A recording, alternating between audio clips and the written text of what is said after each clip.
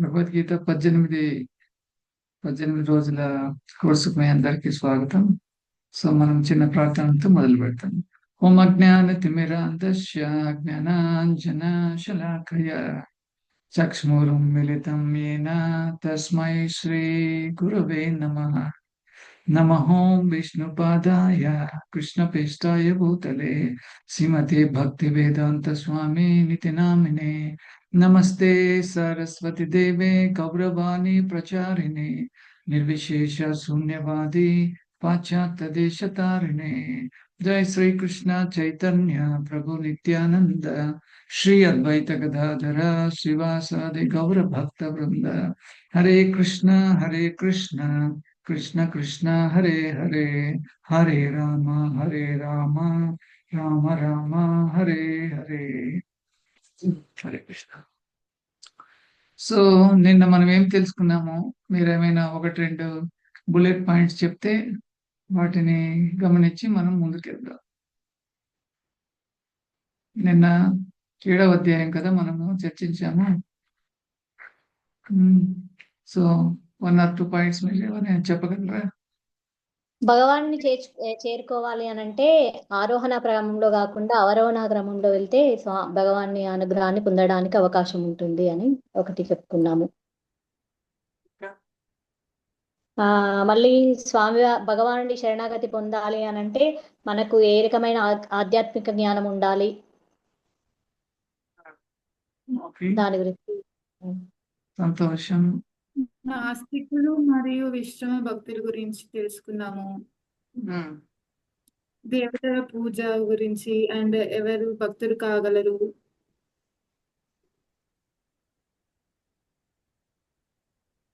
మరియు మన పాపకర్మలకి వాటికి భగవంతుడు దాన్ని తీసివేయలేడు. దానికి సంబంధించి ఏమున్నా కూడా మనం వాటిని స్వీకరించాల్సిందే. దానివల్ల భగవదానుగ్రహానికి ఎలాంటి ఆటంకం ఉండదు, కానీ మనకంటూ ఉన్న కర్మల్ని మనం అనుభవించాల్సిందే అని చెప్పేసి అని ఒకటి అనుకున్నాం. అది చెప్పారు. ఇంకా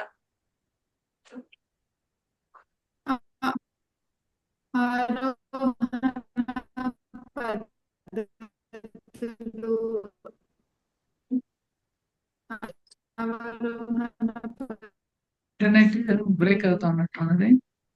4 లోపాల గురించి మాట్లాడుతున్నాము. ఇది స్లో మోషన్ లో వస్తున్నట్టు వాయిస్. ఓకే, 4 లోపాలు ఉన్నాయి. మనకు 4 లోపాలు ఉన్నాయి. 4 లోపాలు, ఇది చాలా ముఖ్యమైనది మనకు. సో ఎవరైనా చెప్తారా 4 లోపాలు ఏంటి అని? బలహీనమైన ఇంద్రియాలు గురూజీ ఒకటి. రెండోది తప్పులు చేసే ధోరణి, వంచన, మాయ. సో అదే విధంగా 4 వ్యక్తులు భగవంతునికి శరణు చూస్తారు, 4 వ్యక్తులు శరణు చూస్తారు కదా. చతుర్విధ భజంతే మా జ్ఞానశుకృతిన అర్జున ఆర్తో అర్థార్థి జిజ్ఞాసు జ్ఞానేశ భరతర్షభ అని భగవంతుడు చెప్పాడు కదా. సరే, మీరందరూ ఎలాగ వచ్చారు కాబట్టి ఒక చిన్న రివిజన్ చూసుకొని మళ్ళీ మనము ముందడుగు వేస్తాం.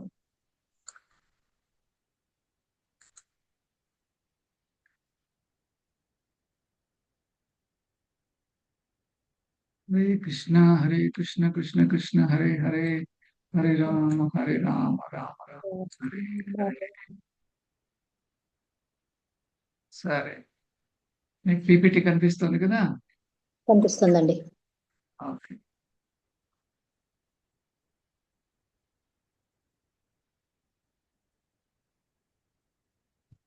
సో అధ్యాయం 7వ సారాంశం ఏంటంటే తెలుసుకోవడం. భగవద్ విజ్ఞానాన్ని మనము తెలుసుకోవడం అంటే మనము వినాలన్నమాట. భగవంతుని గురించి విని తెలుసుకున్న వాళ్ళ గురించి 1 నుంచి 3వ శ్లోకంలో చెప్పబడి ఉంది. తర్వాత కృష్ణుని భక్తుల గురించి 4-12 శ్లోకంలో చెప్పబడి, తర్వాత నాస్తికులు మరియు మిశ్రమ భక్తులు, తర్వాత దేవతల పూజల గురించి కూడా మనము చర్చించాము. ఎవరు భక్తులు కాగలరు. సో వీటినన్నింటి గురించి మనము నిన్న చర్చించామన్నమాట. సో మనకు దీని గురించి పూర్తి వివరాలు మనకు కావాలి అంటే మనము నెక్స్ట్ కోర్సు జాయిన్ అవ్వాలి, గీత అధ్యయనం. ఇది ఎందుకు మధ్య మధ్యలో చెప్తూనే ఉన్నానంటే, మీలో ఎవరైనా కొందరికైనా ఉత్సాహం వచ్చి, సరే ప్రభుజీ మేము తర్వాత కోర్సు కూడా జాయిన్ అయ్యి మా యొక్క భక్తిని పొందించుకుంటాము అనే ఉద్దేశంతో మేము చెప్తున్నాము. ఓకే, సరే. సో ఈ రోజు టైటిల్ వచ్చి కోర్స్ కి ఏమవుతుంది, ఇవాళ టైటిల్ వచ్చి భగవత్ ప్రాప్తి. సో భగవంతుని నుంచి లభించేది ప్రాప్తి అంటే అన్నమాట. సో మరి ఈ భగవత్ ప్రాప్తి ఏ విధంగా లభిస్తుంది? అది నేరుగా భగవంతుని నుంచి మనకు వచ్చే అవకాశం లేదు. భగవంతుని భక్తుల ద్వారా మనకు లభిస్తుంది. ఆ భక్తులలో కూడా ఉత్తమమైన భక్తులు లేదా శుద్ధ భక్తులైనటువంటి ఒక గురువును మనం ఆశ్రయించాలి. మన ఇన్ని జన్మలలో మనకు గురువు లభించకపోయాడు అనమాట. అంటే శాస్త్రంలో కూడా ఈ విధంగా చెప్పబడింది. ఎన్నో జన్మలు, కొన్ని వందల వేల జన్మల తర్వాత ఒక్క జన్మలో మనకు గురువు లభిస్తాడంట. సో కాబట్టి ఆ గురువు లభించిన జన్మలో మనము గురువుకు శుశ్రూష చేసి గురువును కనుక మనము ఏం చెప్తారు ప్లీజ్ చేసినట్లయితే ఆ గురువు మన సేవకు సంతోషించి భగవత్ ప్రాప్తిని మనకు కలిగిస్తాడు అనమాట. భగవంతుడు నేరుగా మనకు కల్పించాడు అనమాట. సో ఈ విధంగా భగవద్ భక్తి అనేది భక్తుల ద్వారా సాధ్యం అవుతుంది, కానీ వేరొకరి ద్వారా సాధ్యం అవుతుంది.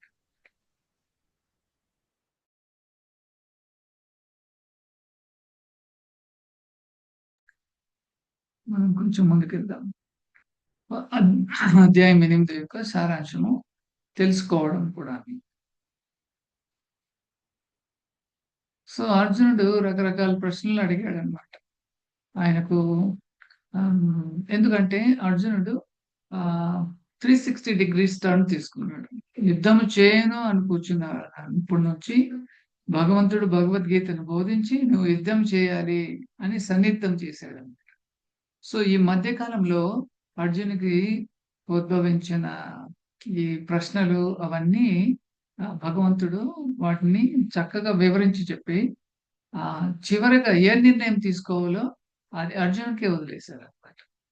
అందుకే మనుషులకు భగవంతుడు ఉన్నతమైన జ్ఞానాన్ని ప్రసాదిస్తాడు. సో ఇటువంటి ఉన్నతమైన జ్ఞానము కానీ హయ్యర్ ఇంటెలిజెన్స్ కానీ జంతువులకు లేదన్నమాట. అందుకే మనం ఎంతమంది ఈ క్లాసులకు వచ్చినప్పటికి కూడా చివరకు ఎవరో కొందరే భగవత్ ప్రాప్తిని పొందే అవకాశం ఉంటుంది. అది ఎందుకంటే వాళ్ళు క్రితం జన్మలో చేసిన పాపకర్మల ప్రకారంగా వాళ్ళకు ఈ జన్మలో ఆ విధంగా ఉంటుంది. అయితే ఈ కలియుగంలో చాలా డిస్కౌంట్ ఉన్నది అనమాట. అదేంటంటే సాక్షాత్తు కృష్ణ భగవంతుడే చైతన్య మహాప్రభువుగా అవతరించి మనకు హరే కృష్ణ మహామంత్రాన్ని ఇచ్చారనమాట. కృతాయితే ధ్యాయితే విష్ణు త్రేతాయం యదతోమకై ద్వాపరే పరిచర్యాయం కలో తద్ హరి కీర్తన. సో క్రితము యుగంలో భగవంతుని చేరడము మిక్కిలి దుర్లభం అనమాట. అయితే కలియుగంలో హరినామ సంకీర్తన ద్వారా చాలా సులభంగా భగవంతుని చేరుకోవచ్చు. సో ఆ విధంగా అర్జునుడు కొన్ని ప్రశ్నలు అడిగాడు. తర్వాత మరణం అనేది మనకు చివరి పరీక్ష అన్నమాట. మనం బతికినంత కాలము మనము వేరే వేరే పరీక్షలు అవన్నీ రాస్తూ ఉంటాము. అవన్నీ ఈ భౌతిక జ్ఞానానికి సంబంధించింది అన్నమాట. సో అయితే ఈ భగవద్గీత అనేది ఆధ్యాత్మికానికి సంబంధించింది. కాబట్టి మరణం అంటే ఏమి, మరణము ఏ విధంగా ఉంటుంది, మరణం తర్వాత ఏం జరుగుతుంది అనేది కూడా భగవద్గీత మనకి చెప్తుంది. సో ఈ అధ్యాయానికి వస్తే మన చివరి పరీక్ష ఏంటంటే మనకు మన మరణం అన్నమాట. సో ఆ తర్వాత కొంచెం ముందుకెళ్తే పరమపదము చేరుకోవడం ఏ విధంగా, భగవంతుని ఏ విధంగా మనము చేరుకుంటాము. సో ఇంకా లాస్ట్ శ్లోకాల్లో స్వచ్ఛమైన భక్తి ఏ విధంగా ఉత్తమైనది అనేది భగవంతుడు అర్జునుడికి చెప్పాడు అన్నమాట. సో మనం ఇంకా ముందుకెళ్దాం. సో మీకు అందరికీ తెలిసిన విధంగానే గీతా మహాత్మ్యంలో కూడా ఒక శ్లోకం ఉంది. సర్వోపనిషో గావో దుగ్ధ గోపాల గురుగారు గోపాల ఒక్కసారి ఆ లాస్ట్ ఏంటి?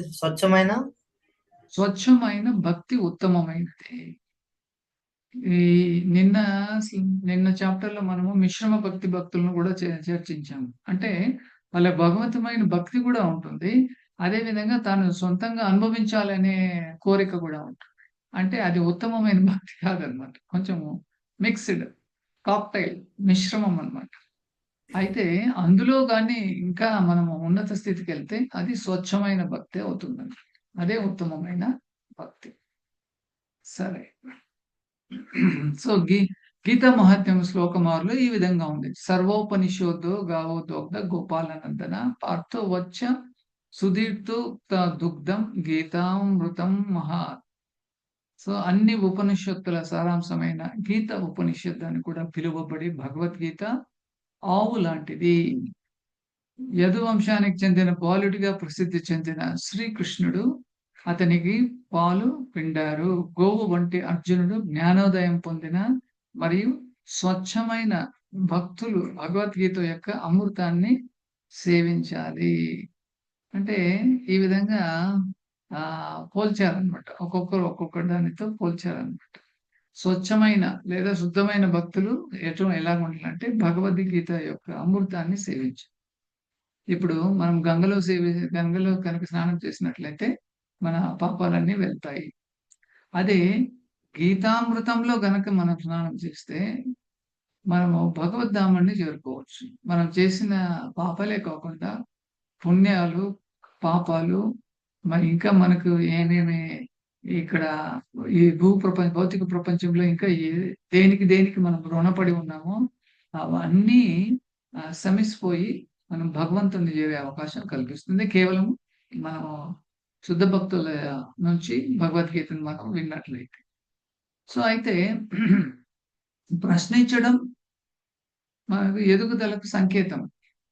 మీరు ప్రశ్నలు అడగడం మానేస్తే మీరు స్తబ్దులుగా ఉంటారు, అంటే నిశ్శబ్దంగా ఉంటారు అని అర్థము. అయితే ఎటువంటి ప్రశ్నలు వేయాలి అనేది కూడా ముఖ్యమైనది అనమాట. ఉదాహరణకు ఇప్పుడు నేను దోశలో సాంబార్ వేసుకోవాలా ప్రభు, చట్నీ వేసుకోవాలా, ఇటువంటి కొన్ని దిక్కుమాలిన ప్రశ్నలు అనమాట. ఇట్లాంటివి అడగకూడదు.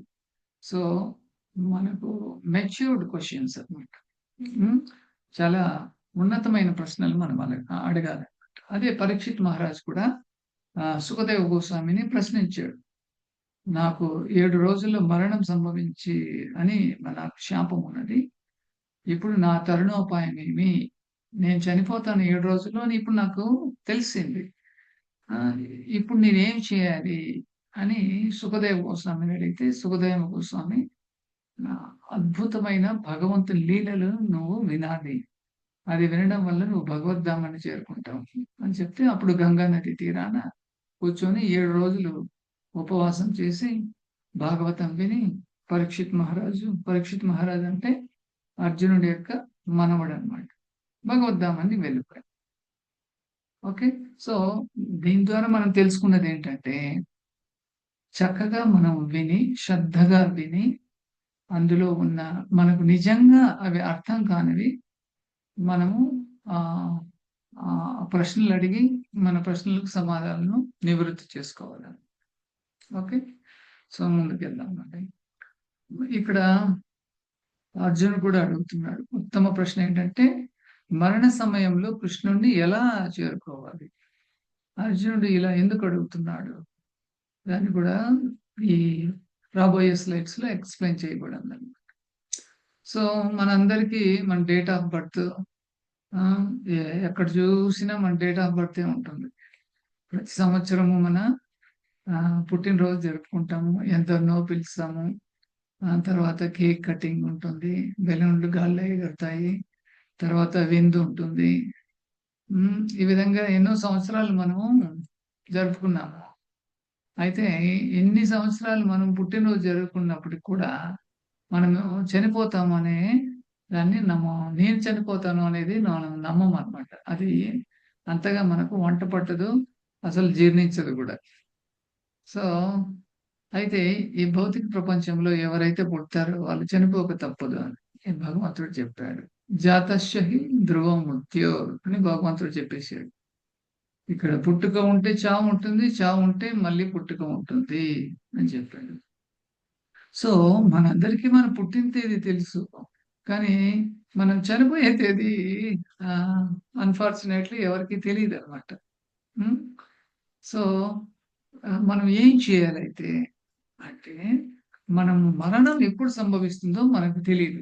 ఉదాహరణకు మనం ప్రతిరోజు వార్తలు వింటుంటాం, వార్తాపత్రికలు చదువుతుంటాం. అందులో పేపర్లో కనిపించేవి రోజు ఇవే.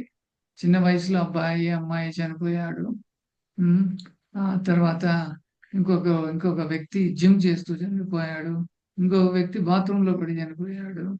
కానీ అతడేమో చిన్న వయసు అయినా చనిపోయాడే కదా. కాబట్టి దీని నుంచి మనం గ్రహించాల్సింది ఏంటంటే, మనకు పుట్టిన తేదీ అయితే తెలుస్తుంది, కానీ మనం ఎప్పుడు చనిపోతుందో మనకు తెలియదు. సో ఆ శ్రీల ప్రభుపాదులు వాళ్ళు అందుకే ఏం చేశారంటే, ఈ అన్ని వేదాల నుంచి కొన్ని సారాంశాలను తీసుకొని ఇక్కడ బియాండ్ బర్త్ అండ్ డెత్ అనే బుక్ రాశాడు బై శ్రీ భక్తి వేదాంత స్వామి ప్రభుపాద.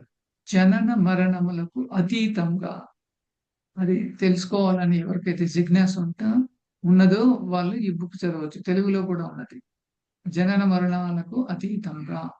సో ఈ బుక్ చదివితే మీకున్న భయం అంతా వెళ్ళిపోతుంది మొట్టమొదట. ఆ తర్వాత మీరు చాలా శ్రద్ధగా భగవంతుణ్ణి మీరు సేవించవచ్చు. సరే, మనం ముందుకెళ్దాం.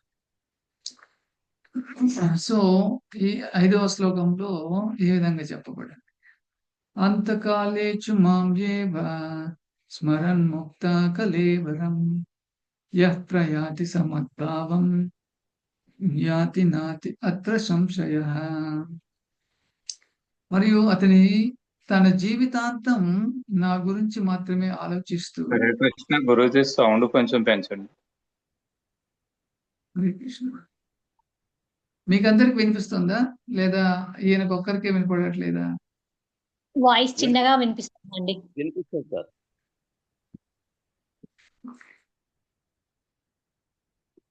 వాల్యూమ్ హైలోనే పెట్టాను. ఓకే, మీ మొబైల్ ఫోన్ లో వాల్యూమ్ పెంచుకోండి, నెట్వర్క్ దగ్గరగా చూసుకోండి. గురూజీ హైలోనే ఉంది, వాల్యూమ్ హైలోనే ఉందండి, రావట్లేదు సరిగా, వాయిస్ చిన్నగా వస్తుంది. మీకందరికి వస్తుందా? ఒకసారి చెక్ చేసుకోండి.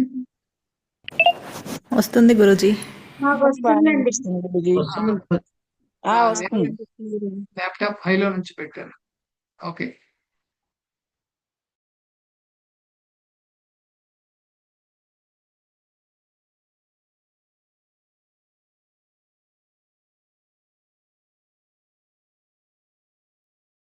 గురూజీ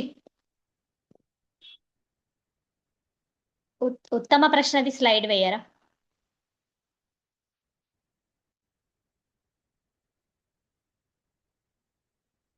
ఓకేనండి. హరే కృష్ణ. వినిపిస్తుందమ్మా? వినిపిస్తుందండి.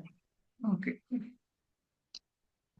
సో దీని అనువాదం ఏంటంటే, తన జీవితాంతం నా గురించి మాత్రమే ఆలోచిస్తూ శరీరాన్ని విడిచిపెట్టినట్లయితే అతను వెంటనే నా స్వభావాన్ని పొందుతాడు, అందులో ఎలాంటి సందేహము లేదు. అంతకాలేచు మామయ్యవ.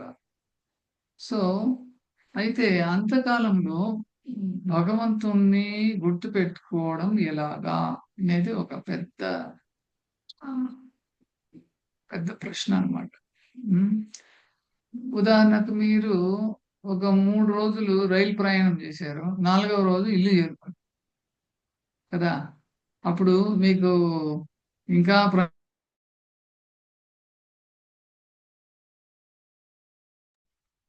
4వ రోజు కూడా మీకు ఇంకా ప్రయాణం చేసినట్లే అనిపిస్తుంది. ఎందుకంటే 3 రోజులు రైలు ప్రయాణం చేశాం కదా, దాని యొక్క ప్రభావం అలాగే ఉంటుంది. మరి జీవితాంతం మనం దేని గురించి ఆరాట పడతామో మనం చనిపోయేటప్పుడు ఖచ్చితంగా అదే గుర్తొస్తుంది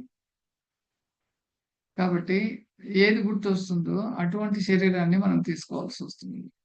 అయితే మనం జీవితాంతం భగవంతునికి చక్కగా సేవ చేసి, భగవన్ నామస్మరణ చేసి, భగవత్ ప్రసాదం తీసుకొని, భక్తులతో సాంగత్యం చేసినట్లయితే మనము ఆటోమేటిక్‌గా భగవంతుడిని గుర్తుపెట్టుకుంటాం. అందుకు భగవంతుడు ఈ 4వ లైన్‌లో గ్యారంటీ ఇస్తున్నాడు. నాస్తి అత్ర సంశయః. ఇందులో ఎవరైతే నన్ను గుర్తుపెట్టుకుని శరీరాన్ని వదిలేస్తారో వాళ్ళు నన్ను చేరుకుంటారు. ఇందులో సందేహం లేదు అని భగవంతుడు చెప్తున్నారు. మరి అవగాహన ఏంటంటే, మృగం నుండి మనిషిని వేరు చేసే ఏకైక ప్రశ్న ఏంటంటే, అంటే మనిషికి జంతువుకు ఉన్న వ్యత్యాసం, మరణ సమయంలో కృష్ణుడిని ఎలా పొందాలి? ఇది ఒక గ్రేట్ సైన్స్ అన్నమాట. ఇది ఒక సీక్రెట్ అన్నమాట.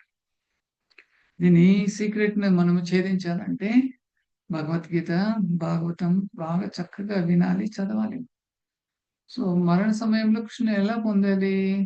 జీవితం మొత్తంలో భగవంతునికి మనము సేవ చేసినట్లయితే అనుమానం లేకుండా భగవంతుని మనము గుర్తుపెట్టుకుంటాం. ఒకవేళ మనము జీవితాంతం ప్రభు నేను భగవంతుని సేవ చేశాను. అయితే మరణ సమయంలో నేను గుర్తుపట్టలేకపోయాను.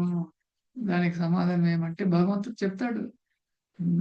నువ్వు చక్కగా నాకు సేవ చేసినట్లయితే నువ్వు మర్చిపోయినా గానీ నేను నిన్ను గుర్తు చేసుకొని నా భగవద్ధామాన్ని నేను రప్పించుకుంటాను అని భగవంతుడు చెప్తాడు.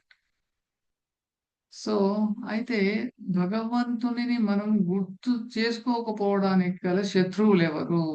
అంటే మన యొక్క ఇంద్రియాలన్నమాట. కన్ను, చెవి, నాలుక, ఆహ్, ముక్కు ఇవన్నీ మన ఇంద్రియాలు. మళ్ళీ మన మనస్సు ఇక్కడ కేంద్రీకృతమై ఉంటుంది. తర్వాత మన బుద్ధి ఉన్నది కదా! ఇవే మనకున్న శత్రువులన్నమాట. మరి ఈ శత్రువులతో మనం ఎలా పోరాడాలి? వీటిని ఎలా ఓడించాలి? ఎవరైనా సైనికుడు గనక అయితే ఆ సైనికుడు అతని దగ్గర సరైన ఆయుధాలు ఉండాలి. సరైన బలం ఉండాలి. అప్పుడే ఏ శత్రువుని ఓడించగలుగుతాడు. కానీ ఇక్కడ విచిత్రం ఏమంటే ఈ ఇంద్రియాలు, మనసు, బుద్ధి మన శరీరంలోనే ఉన్నాయే. మరి నాకు నేనుగా వేరు చేసుకొని ఏ విధంగా వీటితో నేను పోరాటం సాగించగలను అనేది భగవద్గీతలో వచ్చే అధ్యాయాల్లో చాలా చక్కగా భగవంతుడు వివరించాడు అర్జునుడికి. అంటే అర్జునుడి ద్వారా మనకు భగవంతుడు వివరించాడన్నమాట. సో, ఇంక మనము ముందుకెళ్తాం. ఈ 6వ శ్లోకంలో ఇది చూడండి, మీ స్క్రీన్ షాట్ తీసుకోండి. చాలా ముఖ్యమైన శ్లోకం ఇది. అతి ముఖ్యమైన శ్లోకం ఇది. యం యం వాపి స్మరన్ భావం జదజయంతే కలేవరం తం తం నేవతి కౌంతేయ సదా తద్భావ భవితః. తన శరీరాన్ని విడిచినప్పుడు ఏ స్థితిని సంకల్పించాడో అతను సందేహం లేకుండా ఆ స్థితిని పొందుతాడు. ఇంతకుముందు ప్రశ్నలో చెప్పినట్టుగా శ్లోకంలో భగవంతుడు ఇక్కడ కూడా ఏం చెప్తున్నాడంటే, అంతకాలేచు మాంయేవ స్మరణ్ ముక్త కలేవరం. అంతకాలంలో నువ్వు నన్ను స్మరించినట్లయితే నువ్వు నా దగ్గరికి వస్తావో అని భగవంతుడు చెప్పాడు. మరి దీనికి అలా కాకుండా, అంటే ప్లాన్ ఏ కాకపోతే ప్లాన్ బి ఎలా ఉంటుంది, నెక్స్ట్ స్టెప్ ఏమవుతుంది అనేది కూడా భగవంతుడు వివరించాడు. యం యం వాపి స్మరన్ భావం త్యజతి అంతే కలేవరం తం తం ఏవతి కౌంతేయ సదా తద్భావ భవితః. శరీరం వదిలిపెట్టేప్పుడు కొన్ని సిగ్నల్స్ వస్తాయి మనకు. ఇక నీకు టైం అయిపోయింది ఆయన అని సిగ్నల్ వస్తుంది. అప్పుడు మనము ఎటువంటి భావంలో ఉంటామో అటువంటి శరీరమే మనం తీసుకుంటాం. మీకు కొన్ని ఉదాహరణలు చెప్తాను, దాని ద్వారా మీకు చక్కగా అర్థమవుతుంది. ఒక వ్యక్తి ఎప్పుడు నీటిలోనే ఉండాలని ప్రయత్నం చేస్తూ ఉంటాడు. స్విమ్మింగ్ పూల్కి వెళ్తాడు. తర్వాత ఎక్కడెక్కడ బీచ్లు ఉంటాయో బీచ్ల్లో స్నానం చేసి అక్కడే ఎంజాయ్ చేయాలని అనుకుంటూ ఉంటాడు. సో, మళ్ళీ ఇంకా స్పోర్ట్స్‌లో కూడా అతను స్పోర్ట్స్‌లో ఇది స్విమ్మింగ్ కాంపిటీషన్స్ అయితే ఏమి, ఈ నీటికి సంబంధించినవి ఏమేమి ఉంటాయో అవన్నీ చేస్తూ ఉంటాడు. సో, అంటే అతని యొక్క కాన్షియస్నెస్ మొత్తము నీటిపైనే ఉన్నదన్నమాట. అప్పుడు ఆటోమేటిక్ గా అతను చనిపోయేటప్పుడు కూడా తను నీళ్ళలోనే ఉండాలి అనే భావంతో ఉంటాడు. ఇప్పుడు భగవంతుడు ఏం చేస్తాడు, సరే బాబు నీకు అటువంటి శరీరమే కావాలి కదా, తదాస్తు అంటాడు అనమాట. అంటే ప్రకృతి ద్వారా ఆ నియమాలు భగవంతుడు ఒక డిజైన్ చేసి పెట్టాడు అనమాట. అది ఆ విధంగా అతనికి వర్తిస్తాయి. అతను వచ్చే జన్మలో జలచరమై పుడతాడు. ఈ చేపగాను, లేదంటే నీళ్ళల్లో ఉండే తిమింగలము, ఇంకా జలజాన అవలక్ష్యాన్ని అని ఉన్నది హితోపదేశంలో. 9 లక్షల జీవరాశుల్లో ఏదో ఒక జీవరాశి పుడతాడనమాట. ఎక్కడ నీటిలోనే ఉండొచ్చు, చాలా సంతోషంగా ఉండొచ్చు. అదే విధంగా ఇంకో వ్యక్తి తను ఎప్పుడు స్కై స్క్రాపర్ బిల్డింగ్ లో ఉండాలి అని ఆలోచిస్తూ ఉంటాడు. నేను 100వ ఫ్లోర్ లో ఉండాలి, లేదా 80th ఫ్లోర్ లో ఉండాలి. అక్కడ నుంచి మొత్తం నేను ఈ ప్రపంచాన్ని అంతా సులభంగా చూడొచ్చు. తర్వాత ఎప్పుడు విమానంలోను, హెలికాప్టర్లోను ప్రయాణం బాగా చేస్తూ ఉంటాడు. సో ఈ వ్యక్తి వచ్చే జన్మలో ఏమవుతాడు చెప్పండి మీరు? పక్షి. Very good. ఎందుకంటే అతని భావం ఆ విధంగా ఉంది. ఈ శ్లోకం అతనికి వర్తిస్తుంది అనమాట. సో ఇప్పుడు మీకు అర్థమైంది అనుకుంటా. అయితే ఈ 2 శ్లోకాల్లో మీరు బాగా గమనించినట్లయితే భగవంతుడు మనకే ఇచ్చాడు, మనకు బుద్ధిని ఇచ్చాడు, మనకు కావాల్సిన సదుపాయాలన్నీ కలిగించాడు. ఈ రోజు మీరు ఈ గీతా క్లాస్ లో వచ్చారంటే క్రితం జన్మలో మీరు చేసుకున్న పుణ్యఫలమే. మనం అందరూ కలుసుకుని భగవంతుని గురించి, భగవంతుడు ఏం చెప్పాడు, అందులో ఉన్న జ్ఞానం ఏంటి, ఆ జ్ఞానం ద్వారా నా అజ్ఞానాన్ని తొలగించుకొని భగవంతుని దగ్గర చేరుకోవడానికి భగవంతుడు మనకి సదుపాయాలు కల్పించాడు అనమాట. మీ ద్వారా కూడా మీరు ఉన్న వాళ్ళు కూడా చాలా మంది, మీరు కూడా ఈ విధంగా భగవద్గీతను గురించి బోధించవచ్చు. మీరు కూడా ప్రీచర్స్ అవ్వచ్చు. సో మీ ద్వారా ఇంకొకరికి కూడా ఈ ప్రాప్తి లభిస్తుంది అనమాట. అయితే తెలుసుకోవాల్సింది ఏంటంటే భగవంతుడు ఈ సదుపాయాలు, ఈ వసతులు అన్ని కల్పిస్తున్నాడు మనకు. భగవంతుడు మనల్ని వెనక్కి రండి, మీరు భౌతిక ప్రపంచం నుంచి వెనక్కి రండి అని పిలుస్తున్నాడు అనమాట. అయితే వివేకవంతులు మాత్రమే దీన్ని గ్రహించి భగవంతామానికి వెళ్ళి భగవంతుని ఎల్లప్పుడూ సేవ చేసుకుంటూ ఉంటారు. సో మనం ముందుకెళ్దాం. దీని గురించి అవగాహన ఏంటంటే మానవ జన్మ చాలా అరుదు, దుర్లభం హి మనుష్య జన్మ. సో ఇటువంటి పరీక్షల్లో మనము విఫలం అవ్వకూడదు. మానవ జన్మకు లభించిన ఈ పరీక్ష ఏంటంటే అంతకాలేచు మామూలుగా భగవంతుణ్ణి ఏ విధంగా మనం అంతకాలంలో స్మరించగలము అనేది మనం ట్రైనింగ్ తీసుకోవాలన్నమాట. అది మన international society for Krishna consciousness లో చాలా చక్కగా అందరికీ ప్రపంచవ్యాప్తంగా లభిస్తుంది అనమాట. సరే, మన ఈ అవగాహన తర్వాత ముందుకెళ్దాం. ఇప్పుడు మరణం అంటే దానికి కొన్ని సందర్భాలు ఉన్నాయి. కొందరు 1 నిమిషంలో చనిపోయే వాళ్ళు ఉన్నారు. ఇది యాక్సిడెంట్లు అవ్వచ్చు, ప్రకృతి ద్వారా కలిగించే వైపరీత్యాలు కావచ్చు, భూకంపాలు, తర్వాత సునామీ, ఆ తర్వాత వరదలు, ఆ తర్వాత సంక్షోభము, తర్వాత యాక్సిడెంట్స్, రకరకాలమైన మరణాలు సంభవిస్తూ ఉంటాయి అన్నమాట. అయితే ఇంతమంది చనిపోతుంటే తాను ఏమనుకుంటాడు, నేను చనిపోను, నేను ఇలాగేనే ఉంటాను అని ఆ జీవుడు అనుకుంటాడు అనమాట. సో ఈ విధంగా అనుకోవడమే అతను గొప్ప మాయలో ఉన్నాడు. సో ఇది ఎందుకు తెలుసుకోవాల్సి వస్తుందంటే మీరు కూడా పుట్టుక, చావు ఇవి మీరు మామూలుగా హాజరవుతూ ఉండాలి. అప్పుడు మీకు అందులో ఆ సందర్భాల నుంచి కూడా మీకు ఈ ప్రాక్టికల్ గా మీకు ధైర్యం అనేది వస్తుంది. కొందరు భయపడుతూ ఉంటారు, కానీ భయపడాల్సిన అవసరం లేదు. ఎప్పుడైతే మనం భగవంతుని భక్తులు అవుతామో మనం మరణం గురించి భయపడాల్సిన అవసరం లేదు. పరీక్షిత్ మహారాజుకు శాపం ఇచ్చారు, 7 రోజుల్లో నువ్వు చనిపోతావని. ఆయన ఏం భయపడలేదే. ఇది భగవంతుని యొక్క సంకల్పమే. అది ఎందుకు జరిగిందంటే ఈ 7 రోజులు భాగవతం చెప్పడం వల్లే మనం భగవద్గీత, భాగవతం మనం తెలుసుకోగలుగుతున్నాం. లేదంటే భాగవతం బయటకు వచ్చేది కాదు. ఓకే. సరే ముందుకెళ్దాం. సో జీవితం అంటే శిక్షణ, మరణం ఒక ఎంపిక.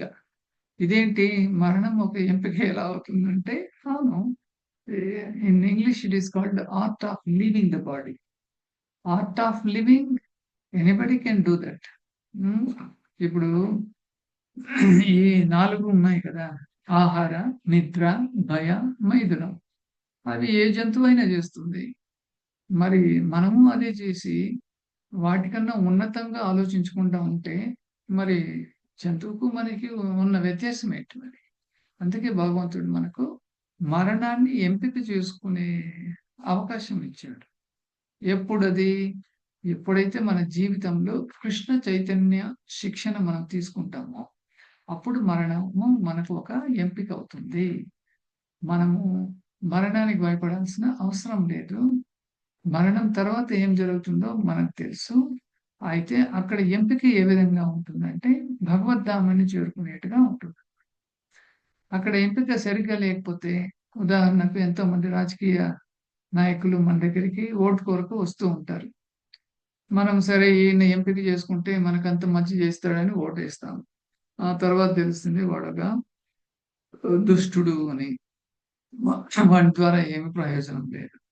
సో అది మనకు ఒక రకమైనటువంటి ఇబ్బందికరమే కదా! అది ఒక బాధ కూడా కలిగిస్తుంది కదా! కాబట్టి ఆ ఎంపిక అనేది చాలా ముఖ్యం. అంటే భగవంతుడు మనకు భగవద్ విజ్ఞానము ద్వారా భగవత్ ప్రాప్తి మనకు కల్పిస్తున్నాడు. మరణం తర్వాత ఏం సంభవిస్తుందో మనకు తెలుసు. మనం ఎటువంటి శరీరం తీసుకోవాలనేది కూడా మనకు తెలుస్తుంది. మనకు 2వ అధ్యాయంలో చూసినట్లయితే మనకు మన శరీరంలో 3 రకాలమైనటువంటి శరీరాలు ఉన్నాయి కదా! స్థూల శరీరము, సూక్ష్మ శరీరము, ఆధ్యాత్మిక శరీరము ఉన్నది.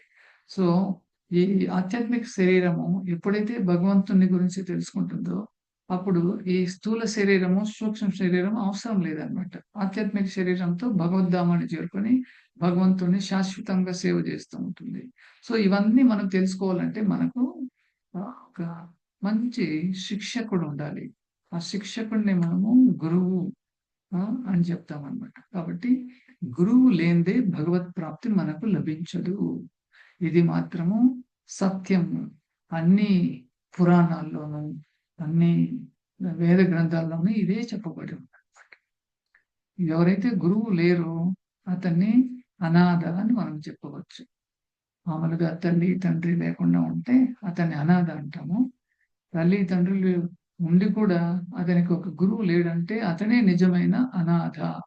కాబట్టి అనాథరాదిర్గోవింద సర్వకారణ కారణం. దీనికన్నిటికీ సర్వకారణ కారణం కృష్ణుడు. కృష్ణుడి నుంచి నియమించిన వ్యక్తులే గురువులు అన్నమాట. సో గురువు ద్వారానే మనకు ఇటువంటి శిక్షణ అనేది లభిస్తుంది. మనం ముందుకెళ్తాం.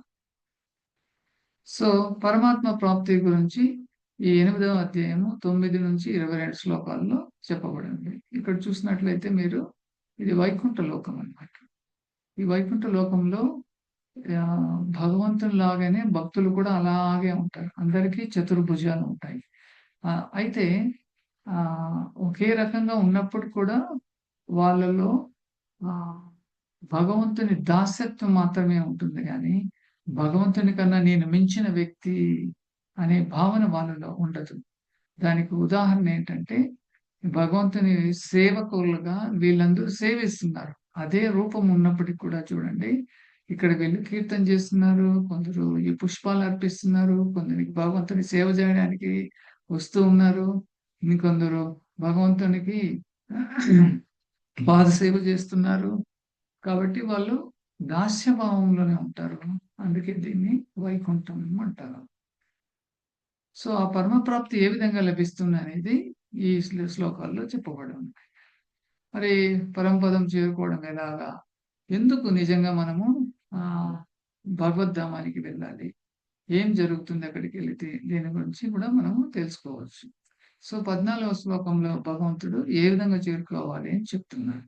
అనన్యచేత సతతం యో మాం స్మరతి నిత్యశః తస్యాహం సులభః పార్థ నిత్యయుక్తస్య యోగినాం. అబ్బా! అన్ని 700 శ్లోకాల్లో ఈ 8.14 శ్లోకంలో భగవంతుడు సులభం అనే పదాన్ని వాడాడనమాట. చాలా సంతోషం. ఓ పార్త, అనన్య చిత్తముతో నన్ను స్మరించువానికి అతని నిరంతర భక్తియుక్త సేవ కారణమున నేను సులభముగా లభ్యుడై ఉన్నాను. చూడండి, భగవంతుడు భక్తి యోగము యొక్క ప్రాశస్త్యతను, ప్రాముఖ్యతను చాలా చక్కగా చెప్పాడు. సో మనము క్రితం క్లాసులో తెలుసుకున్నట్లుగా కృతాయితే ధ్యేయతే విష్ణు త్రేతాయం యజతో ముఖే ద్వాపరే పరిచర్యం. త్రేతాయం యజతో ముఖే అంటే అప్పుడు ఘోర తపస్సులు చేసేవాళ్ళు కొన్ని వేల సంవత్సరాలు. హిరణ్యకశిపుడు ఒక 60,000 సంవత్సరాలు ధ్యానం చేశాడు. వాళ్ళ ఆయుష్ వచ్చి అప్పుడు 1,00,000 సంవత్సరాలు ఉంది. త్రేతాయం యజతో ముఖే. త్రేతాయంలో యజ్ఞాలు యాగాదులు చేసేవాళ్ళు. తర్వాత ద్వాపరే పరిచర్యాయం. ద్వాపర యుగంలో ఈ టెంపుల్ వర్షిప్, మందిరానికి వెళ్ళి భగవంతుణ్ణి చక్కగా కొలిచి భగవానికి నైవేద్యం సమర్పించి ఆ విధంగా చాలా చక్కగా చేసేవాళ్ళు. అయితే ఈ 3 కూడా చాలా కష్టమే కలియుగంలో అన్నమాట. కలియుగంలో ఎవరు చేయలేరు ఈ విధంగా. అందుకే భగవంతుడు చాలా సులభమైనవి ప్రసాదించాడు. కలో తద్ హరికీర్తన. సో ఈ హరికీర్తన భక్తియుక్త సేవలో ఉత్తమమైనది అన్నమాట. హరినామ సంకీర్తన చేయడం వల్ల భగవానుని సేవ చాలా సులభం అవుతుంది అన్నమాట.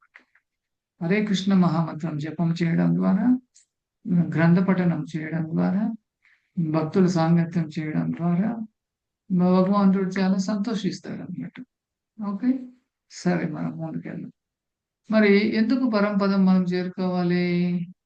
8.15 మాముపేత్తు పునర్జన్మ దుఃఖాలయం అశాశ్వతం నాప్నువంతి మహాత్మన సంసిద్ధి పరమం గతః.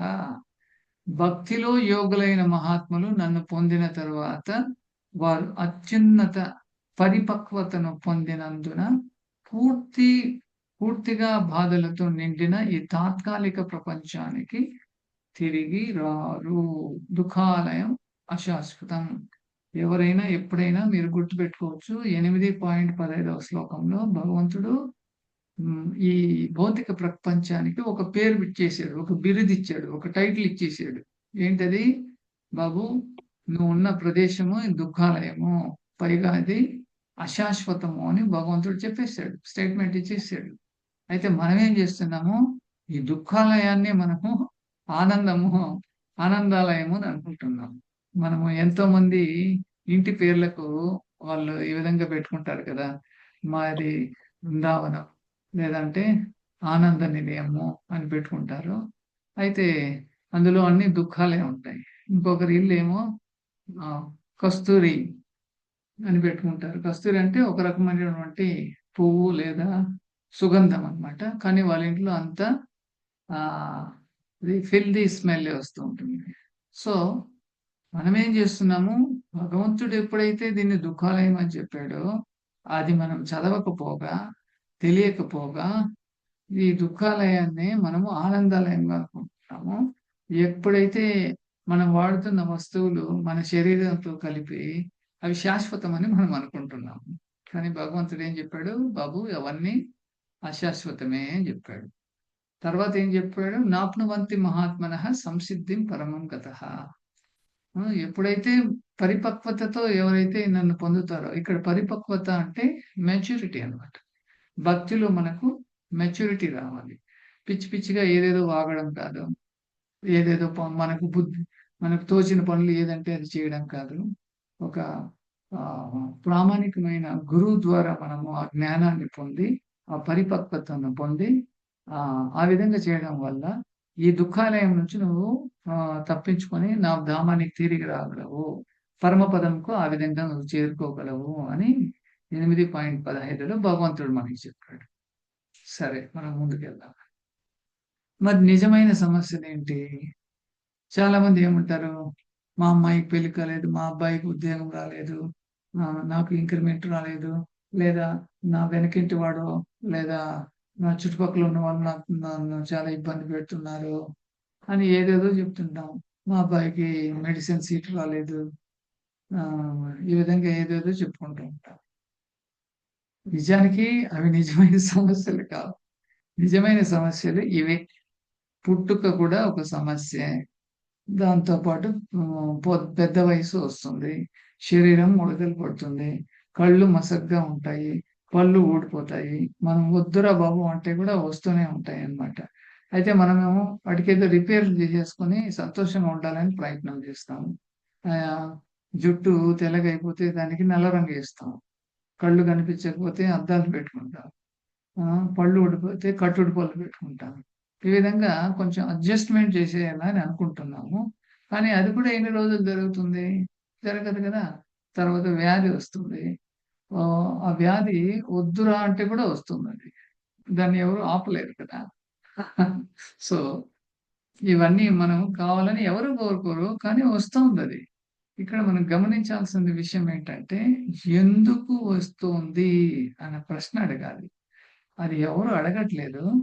ఆ బాధను మనలో మనమే దిగమింగుకొని, లేదా ఆ బాధను కొంచెం రిపేర్ అడ్జస్ట్మెంట్ చేసుకొని వెళ్తూ ఉన్నాం అన్నమాట.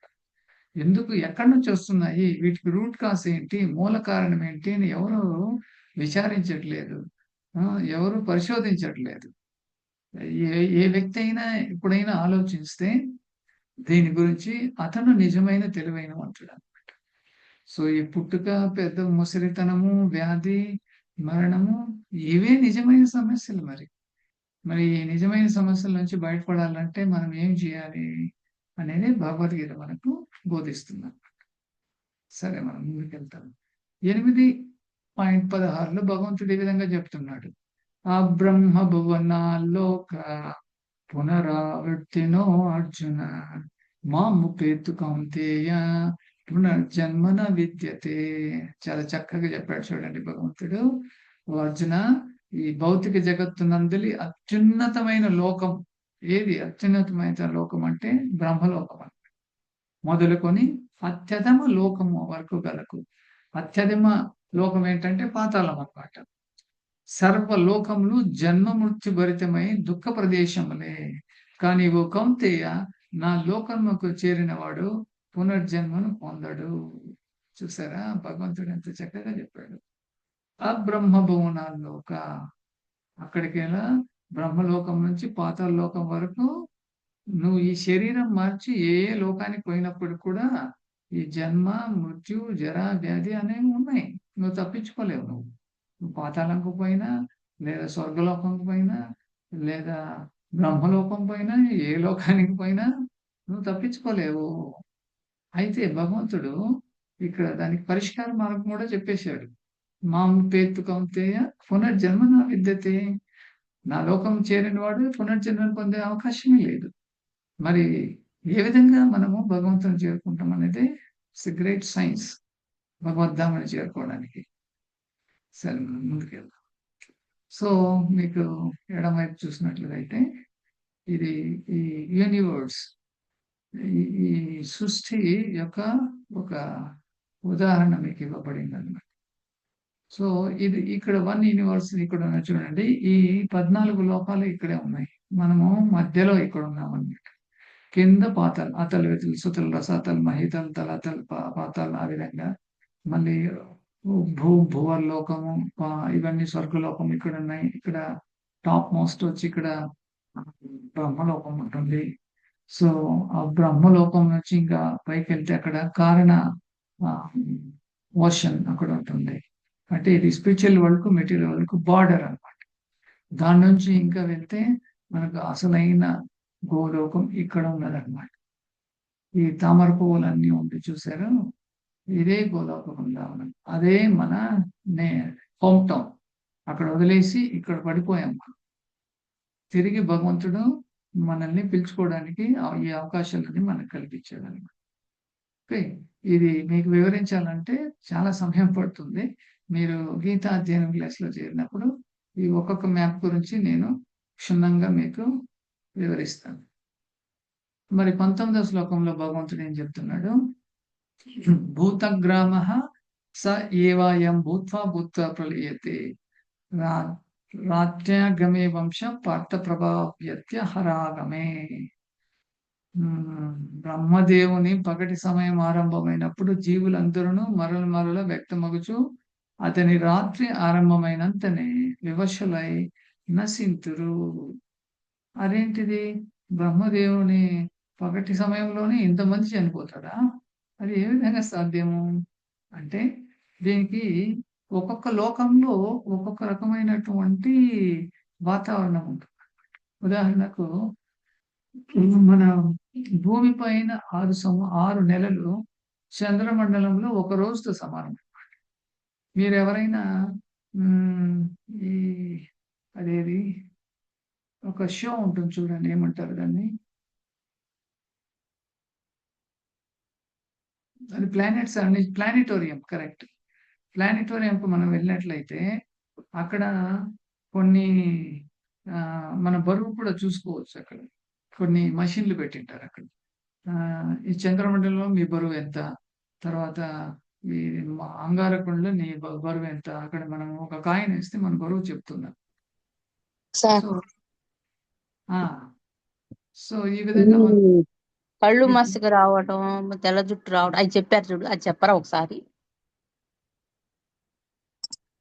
ఇందులో మీ అనుమానం ఏంటి, మీ ప్రశ్న ఏంటి?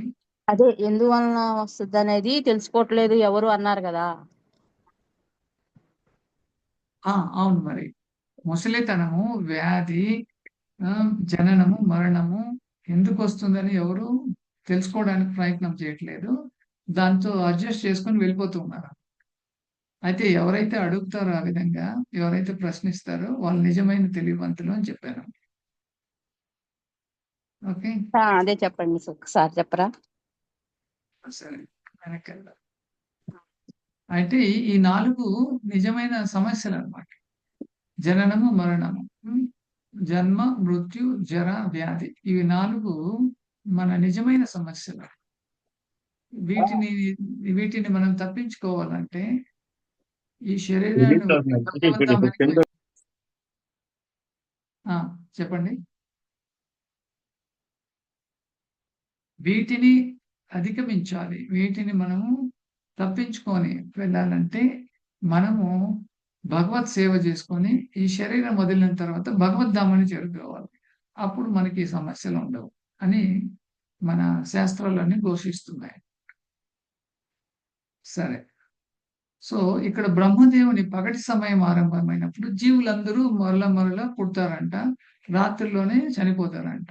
ఇక్కడ మనము ఎక్కడ డీవియేట్ అయ్యామంటే, ఒక్కొక్క ప్లానెట్ లో, ఒక్కొక్క గ్రహంలో వాతావరణము, జీవన సమయము, వాళ్ళ ఆహారాలు రకరకాలుగా ఉంటాయి. నువ్వు ఏ గ్రహానికి పోయినా భగవంతుడు ఏం చెప్పాడు క్రితం శ్లోకంలో, నీకు పునర్జన్మ తప్పదు. అంటే నీకు మరణం ఉంటుంది, పుట్టుక కూడా ఉంటుంది.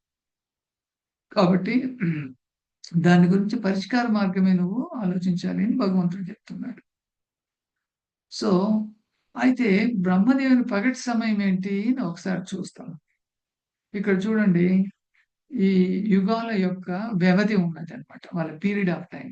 కలియుగము 4,32,000 సంవత్సరాలు. ఇది కలియుగం యొక్క వ్యవధి, డ్యూరేషన్.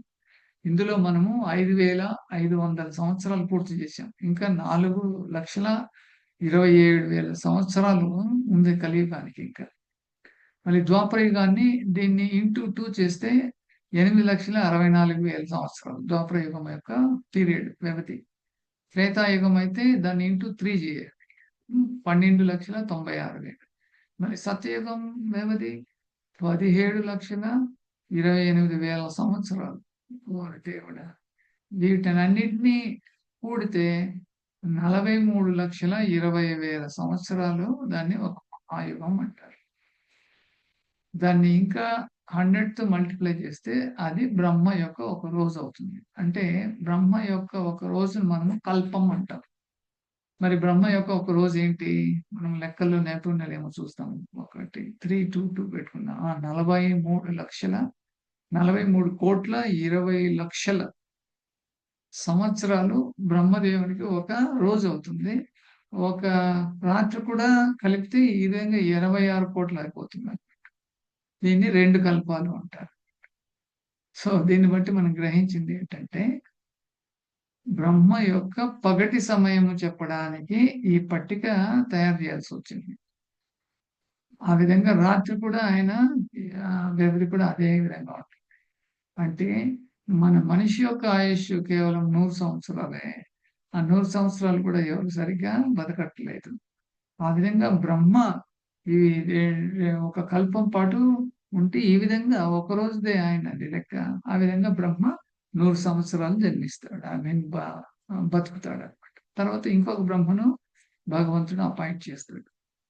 సరే, దీని నుంచి మనం ఏం తెలుసుకుందామంటే ఇక్కడ ఒక ఉదాహరణ ఏదో ఇచ్చాడు. తాత్కాలిక తలనొప్పి నిశ్చలంగా నిలబడడం అది ఆనందం కాదు అని చెప్తున్నారు. అంటే జన్మ, మృత్యు, జర, వ్యాధి ఇవి ఉన్నాయి కదా, వీటితో మనం ఏదో రిపేర్ చేసుకొని కొంతకాలం ఎక్కువ బతికినంత కాలము కొంచెం శరీరం ఎక్కువ ముడతలు పడకుండా ఏదో ఒక ట్రీట్మెంట్ తీసేసుకొని కొంచెం తక్కువ వ్యాధులతో బతుకుతూ ఉంటే అదే మనము సక్సెస్ అని మనము అపోహలో ఉన్నాం. అది నిజమైన సక్సెస్ అది కాదు. నిజమైన సక్సెస్ వీటినన్నిటినీ మనం అధిగమించాలి. జన్మ, మృత్యు, జర, వ్యాధిని అధిగమించి ఇవి లేనటువంటి ప్రదేశాలకు వెళ్ళాలి మనం. కరోనా వచ్చినప్పుడు ఎవరెవరు ఎక్కడెక్కడ పరారు, అక్కడ ఇక్కడ ఆ ఊరు ఈ ఊరు వెళ్ళి ఇళ్లలో దూకొని అన్నిటినీ లాక్ చేసేసుకొని ఉండిపోయారనమాట. మరి ప్రదేశం చాలా ముఖ్యమైపోయింది కరోనా టైంలో. అదేవిధంగా సునామీ వచ్చినప్పుడు వాళ్ళు పరిగెత్తి ఆ ప్రదేశాన్ని ఖాళీ చేసి వెళ్ళిపోయారు. భూకంపం వస్తే ఇంకా అక్కడ ఖాళీ చేసి పరిగెత్తి వెళ్ళిపోయారు. మరి ఈ సమస్యలు ఉన్న ఈ భౌతిక ప్రపంచంలో మనం ఎలా బతకగలం? కాబట్టి భౌతిక ప్రపంచాన్ని వదిలేసి మనం ఎక్కడి నుంచి వచ్చామంటే ఆధ్యాత్మిక జగత్తు నుంచి వచ్చాం. మన హోమ్ టౌన్ ఏదంటే ఈస్ట్ గోదావరి, విజయవాడ, ఢిల్లీ, న్యూయార్క్ కాదు మన హోమ్ టౌన్. మన హోమ్ టౌన్ గోలోక ఉందాం. జీవుల యొక్క హోమ్ టౌన్, వాళ్ళ సొంత ఊరు గోలోక ఉందాం. అది వదిలి ఇక్కడికి వచ్చేసి ఇక్కడ ఎంతో ఇబ్బందులు పడుతుంది. సరే, మనము ఇంకొంచెం ముందుకెళ్దాం. సో 8.21లో అతను ఏం సాధిస్తాడు గురించి చెప్తుంది. అవ్యక్తోక్షరాయుత్తు కస్తామాహోపరాం గతి యం ప్రాప్యన నివర్తంతే తద్ధామం పరమం మమ. వేదాంత తత్వజ్ఞులు దేనిని అవ్యక్తమనియు అక్షరమనియు వర్ణింతురో, ఏది పరమ లక్ష్యముగా తెలియబడుచున్నదో ఆ ప్రదేశమును పొందిన పిమ్మట జీవులు వెనుకకు తిరిగి రాడు. అది ఏ నా దివ్యము ధామం తద్ధామం పరమం మమ. సో ఇక్కడ వేదాంత తత్వజ్ఞులు అని ఎందుకంటే భగవంతుడు వాళ్ళ చేత చెప్పిస్తున్నాడు అనమాట. మనము క్రితము 7వ అధ్యాయంలో మనం తెలుసుకున్నట్టుగా ఆ 4 రకాలైనటువంటి దుర్మార్గులు ఉన్నారు కదా, వాళ్ళు భగవంతుడు అంటే నమ్మరు అనమాట. సో అందుకు వాళ్ళకు కూడా చెప్పించడానికి భగవంతుడు ఏం చేస్తాడంటే ఈ వేదాంత తత్వజ్ఞులను ముందు పెట్టి వాళ్ళ ద్వారా చెప్పిస్తాడు. భగవంతుడు మనకన్నా కొన్ని కోట్ల రెట్లు తెలివైన మంత్రుడు కదా, భగవంతునికి తెలుసు మనల్ని ఏ విధంగా డీల్ చేయాలని అనమాట. సరే, వెళ్దాం. మరి మరణాలలో ఉత్తమ మరణం ఏంటి? ఓకే ప్రభు, మామూలుగానే మరణం అంటే అందరికీ భయము, అందులో ఉత్తమ మరణం ఏంటి అంటే, సో మరణ సమయంలో ఇతర యోగులు శుభ లేదా అశుభ సమయాలను పర్యవేక్షిస్తుంది. ఇప్పుడు భీష్మ పంచక కరెక్ట్ గా జరుగుతోంది. ఇప్పుడు భీష్ముడు తన శరీరాన్ని వదిలే ముందు కురుక్షేత్రంలో భగవంతుణ్ణి స్మరిస్తూ భగవంతుణ్ణి పిలిచాడనమాట. భగవంతుడు స్వయాన సాక్షాత్ శ్రీకృష్ణ భగవంతుడే అతనికి దర్శనం ఇచ్చాడనమాట. మరణ సమయంలో స్వచ్ఛమైన భక్తుడు ఎల్లప్పుడూ శుభప్రదమైనది. ఎప్పుడైతే భగవంతుని భక్తుడు శరీరాన్ని వదులుతాడో భగవంతుడు తన భక్తుల్ని పంపిస్తాడు. ఒకవేళ ఆ భక్తుడు తనను మర్చిపోయిన భక్తుల ద్వారా తనను గుర్తు చేసుకుని తన గోలక ఉందానికి తీసుకెళ్తాడు. ఇది ఒక భక్తుని యొక్క యోగం అని మనం చెప్పవచ్చు. సో ఇటువంటి మరణం చాలా ఉత్తమైనది. ఒకసారి ఈ బెంగళూరు సిటీకి పరమ పూజ్య భక్తి పురుషోత్తమ స్వామి మహారాజు వచ్చారు మాయాపూర్ నుంచి, వెస్ట్ బెంగాల్. ఆ మహారాజు ఇక్కడ టౌన్ హాల్లో 2 రోజులు పొద్దు నుంచి సాయంత్రం వరకు ద డెత్ అనే దానిపైన ఒక సెమినార్ ఇచ్చాడు అన్నమాట. టైటిల్ వచ్చి మరణం పైనే 2 రోజులు సెమినార్ ఇచ్చాడు ఆయన. దానిపైన ఒక బుక్ కూడా రాశాడు ఆయన. ఆ బుక్ తన సొంతంగా రాసినది కాదు, వివిధ రకాలమైనటువంటి శాస్త్రాల్లో ఏం చెప్పబడింది వాటిని సారాంశాన్ని తీసుకొని ఆ బుక్ లో పొందుపరిచాడు ఆయన. చాలా అద్భుతంగా ఉన్నది. Seminar on death. Okay, so దీని నుంచి మనం గ్రహించింది ఏంటంటే మరణ సమయంలో భక్తులు చాలా సులభంగా భగవంతుణ్ణి స్మరణ చేస్తూ భగవద్ధామాన్ని చేరుకుంటారు. మరి అవగాహన ఏంటంటే ఆధ్యాత్మికత అంటే చాలా మంది స్వర్గానికి చేరుకోవడం అనుకుంటారు. అది సరైన అవగాహన కాదు. ఇంతకు ముందు మనం చూసిన బొమ్మల్లో అయితే స్వర్గం కూడా భౌతిక ప్రపంచంలోనే ఉంటుంది. చంద్రమండలం కూడా భౌతిక ప్రపంచంలో, బ్రహ్మలోకం కూడా భౌతిక ప్రపంచంలోనే ఉంటుంది. కాబట్టి మన స్పిరిచువాలిటీ, ఆధ్యాత్మికత అంటే ఈ భౌతిక ప్రపంచంలో ఉన్న లోకాల్లో వేరు లోకాల్లోకి వెళ్ళడం కాదనమాట. భగవంతుణ్ణి చేరుకోవడం, గోలోకానికి తిరిగి వెళ్ళడం, ఇది మన నిజమైన లక్ష్యం అన్నమాట. అది మన ప్రివిలేజ్, మన రైట్ అది అన్నమాట. మన సొంత ఊరికి పోయేదానికి ఎవరికైతే ఏ విధంగా రైట్ ఉంటుందో అదే మన నిజమైన సొంత ఊరమైన గోలోక ధామానికి తిరిగి వెళ్ళడానికి ప్రతి ఒక్కరికి హక్కు ఉన్నది. అది మనము సరిగ్గా వినియోగించుకోవాలి. ఇక ముందుకెళ్తే 8.28లో భగవంతుడు ఈ విధంగా చెప్తున్నాడు. వేదేషు యజ్ఞేషు తపస్సు చైవ దానేషు యత్పుణ్య ఫలం ప్రదిష్టం అత్యేతి తత్సరం విధం విదిత్వా యోగి పరం స్థానముపైతి చాద్యం.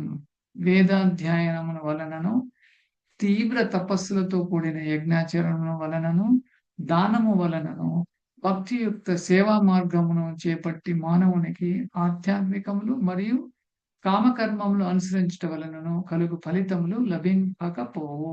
అంటే ఇవి అన్ని ఎంతో కష్టంతో నిష్ఠతో కూడిన ఉన్నటువంటి చేయడం వల్ల అతనికి ఫలితాలు లభిస్తాయి, భగవంతుడు చెప్తున్నాడు.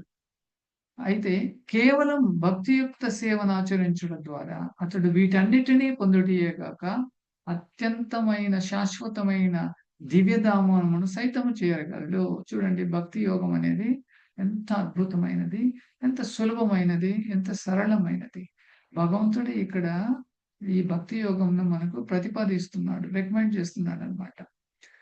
నువ్వు ధ్యానము, తర్వాత యజ్ఞము, ఈ తీవ్రమైన తపస్సులు అవన్నీ భక్తియుత సేవ చేయడం ద్వారా ఆటోమేటిక్ గా అవన్నీ నీకు సమకూర్చడమే కాకుండా నా యొక్క దివ్యధామాన్ని నువ్వు చేరుకోగలవు అని భగవంతుడు చెప్తున్నాడు. ఇది భక్తి యోగంకు ఉన్న ప్రశిష్టత అన్నమాట. సరే, శ్రీమద్ భాగవతంలో ఏం చెప్పబడిందంటే, ఈ శ్లోకం కూడా ఇంతకుముందు మీకు చెప్పాను. కలేర్దోష నిదే రాజన్ హస్తి ఏక మహాద్గుణ కీర్తనాత్ ఏవ కృష్ణస్య ముక్త సంగ పరం ప్రచేత్. అంటే కలియుగము నేరాల సముద్రం కదా. ప్రతిరోజు మన పేపరు, టీవీ, వాట్సాప్ మెసేజ్లు చూస్తూనే ఉన్నాం కదా. నేరాలు, ఘోరాలు ఒక పెద్ద సముద్రంలాగా జరుగుతున్నాయి. అందులో రోజు వస్తూనే ఉంటాయి, పేర్లు మాత్రం మారుతూ ఉంటాయి, పేర్లు ప్రదేశాలు మాత్రం మారుతూ ఉంటాయి, మిగిలిన నేరాలు అలాగే ఉంటాయి. కాబట్టి కలియుగం నేరాల సముద్రము. కానీ ఈ యుగంలో ఒకే ఒక మంచి తనం ఉన్నది, మంచి గుణం ఉంది. ఏంటది?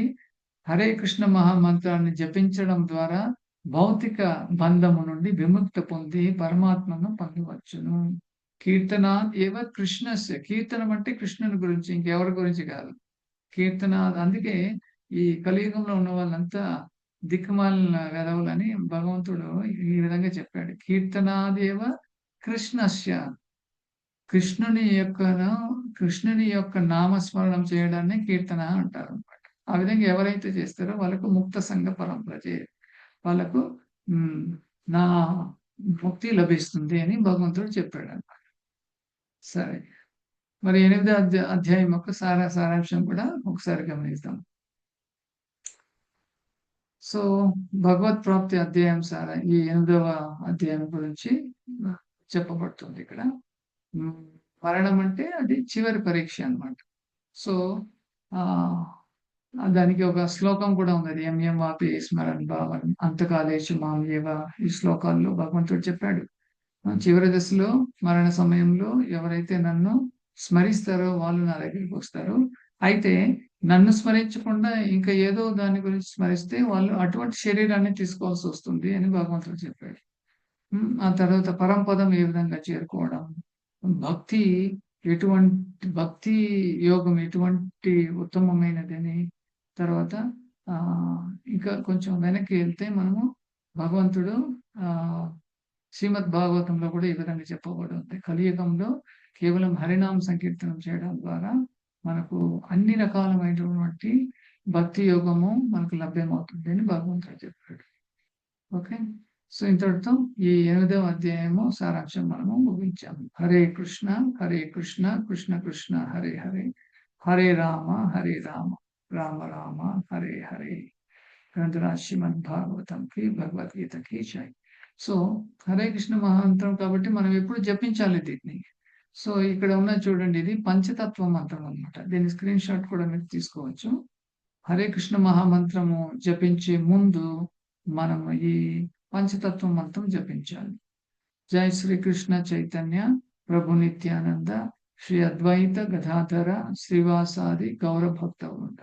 హరే కృష్ణ కృష్ణ కృష్ణ హరే హరే, హరే రామ రామ రామ హరే హరే అనేది మనకు జపమాల ఉంటుంది. జపమాలలో 108 పూసలు ఉంటాయి. ఆ పూసలను ఒకసారిగా మంత్రం చెప్తూ పూసలను కదుపుతూ వెళ్ళాలి.